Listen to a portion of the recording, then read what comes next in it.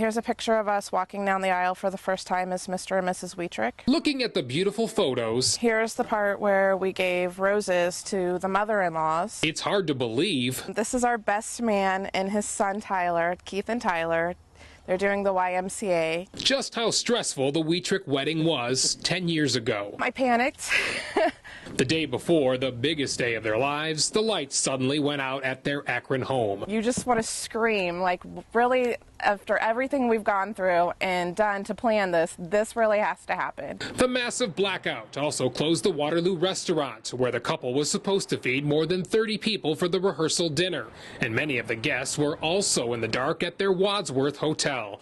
Not the kind of added stress a bride needs. And the groom, Cale, knew it. Keeping my wife calm. One of the things I remember her coming up to me just bawling in tears. I cried through the whole thing because I was so stressed and upset and didn't know what was going to come of the night. But then, a saving grace. It was like a sign, you know, you two need to get married.